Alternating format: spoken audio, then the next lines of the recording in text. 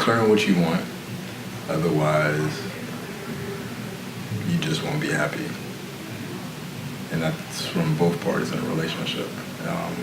Whether it be an intimate relationship, whether it be a family relationship, it's important that you state what it is that you respectively want in the relationship so that way it flows.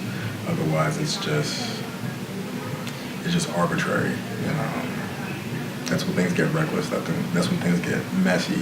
But that's when you get to also see what love actually is with regards to the good, the bad, the ugly, and get to challenge out how that relationship can actually manifest given those things. So, I am the person that spends so much time in relationships that I really don't date as much as I used to.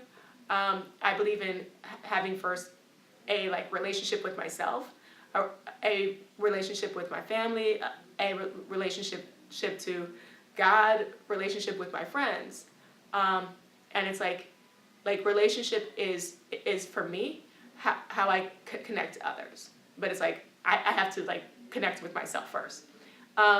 For years, I used to go out on dates all the time. I stopped dating myself because I was like, I want to just date other people and just have fun.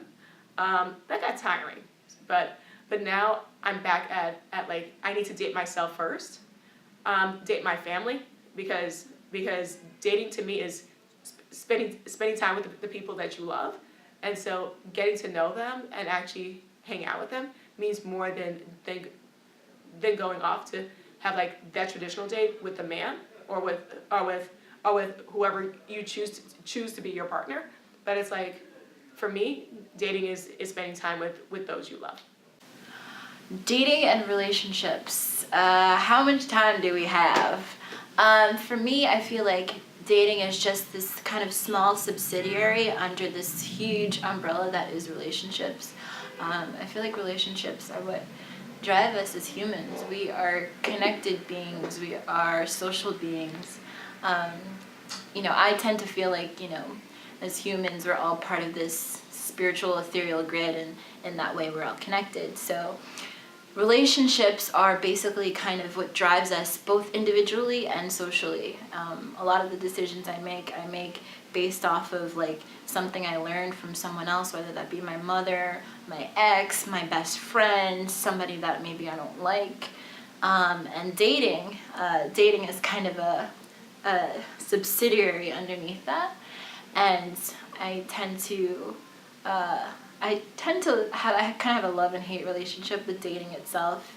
I always set out to say that maybe I want something serious, but from time to time, sometimes maybe you don't want something serious with someone, but you find attributes, maybe physical, about that person that causes you to kind of get entangled in this array of physical and toxicity sometimes. So dating for me is kind of love and hate.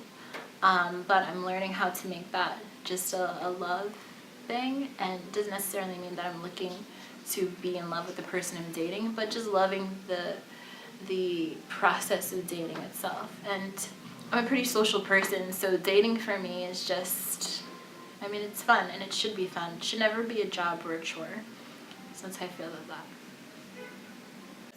Yeah, so I love dating. There was a point where I didn't like dating because it was very awkward for me, and it always ended up in sex. But at this point, I've now created a space for myself where dating is really, really fun. I love getting to know people. I love connecting with people on different levels, and just the aspect of you could possibly be the person that I'm going to spend the rest of my life with is amazing. But when it comes to dating, I do have a few rules. So the first thing is, you gotta kiss on the first date. A lot of people are against this. I'm here for that because, one, it's either gonna be really awkward with us waiting to see who's gonna kiss who. It's like, no, we're gonna go ahead and just get it out the way. But the second thing for me, if you're a bad kisser, it's a wrap. I can't date somebody who doesn't know how to kiss.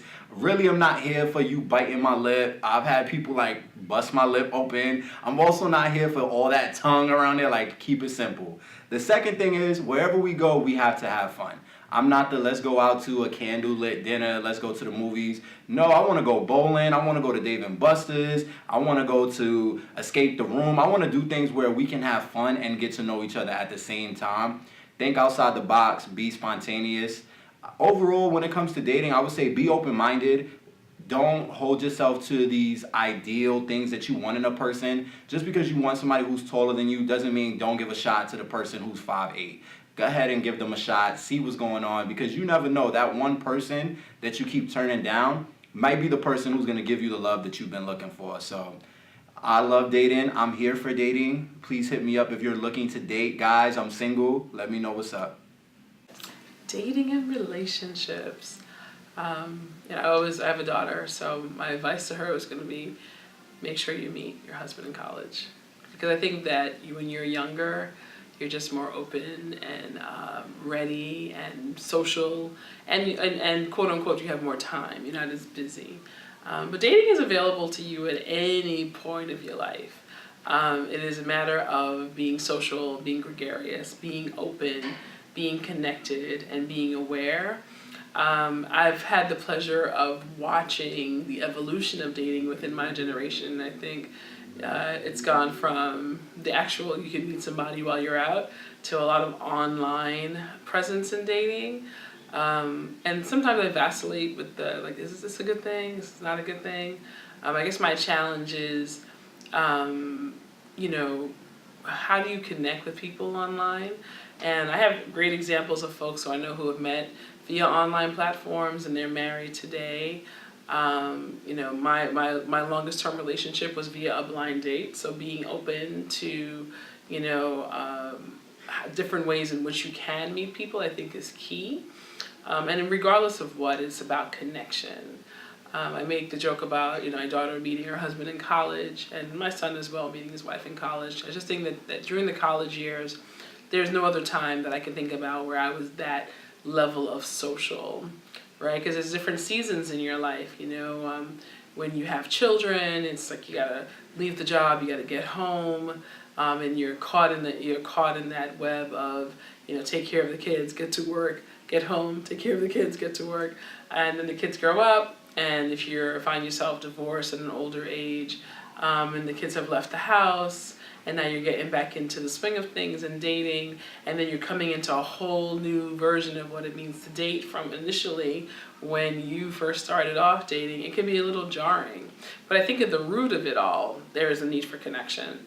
So whether you're doing it via a blind date, via an online platform, via, going to the local lounge or bar and meeting someone, or taking up a particular, you have a particular hobby and you engage in that hobby and meeting someone, I think connecting is the key. So smiling more, saying hello more often, being more outgoing, stretching yourself into a zone that may not necessarily be comfortable, and being sensitive and comforting to yourself depending upon the age you are and where you are within your dating life. So if you are the chronic dater, you may have commitment issues, but because you love to date, you like to meet new people, that's one version of life. But if you are the divorced person who's reacclimating themselves to the world of dating, being patient with yourself and just giving yourself the space to acclimate to what that means. On the other side of dating, of course, is just the opportunity to have relationships.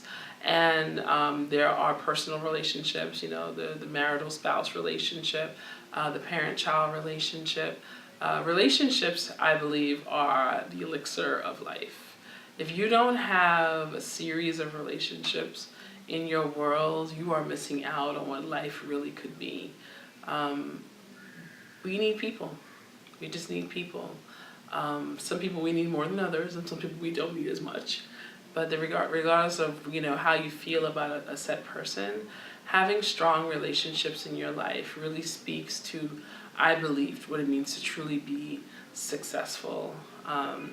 And one of my relationships that I truly treasure most is being a parent, and my relationship to my children is everything.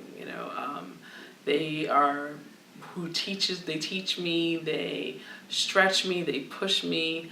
I figure out what I think is best.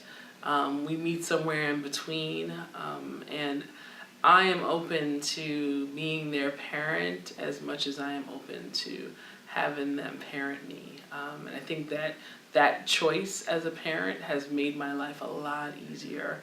It's helped me relinquish, the crazy control and really see and be with my kids as people, as their greater design, not just what I want them to be, because of course I have in my head exactly what they should turn out to be and who they should be, but I've really learned over these years of being a parent that they're really their own person, and it is my privilege and honor to nurture them into being who they see themselves being for this world.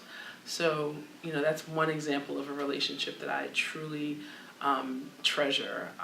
And of course, there are relationships that I have with friends and family members. And some relationships have required healing. Some relationships have required the difficult conversations. But when you truly value people in your life, you will have that difficult conversation. You will, own your ish and, give them the space to hear where you stand. And, you give them the space so that they can hear where you stand with them. I think it's key because all too often, especially in families, sometimes things happen and no one says anything.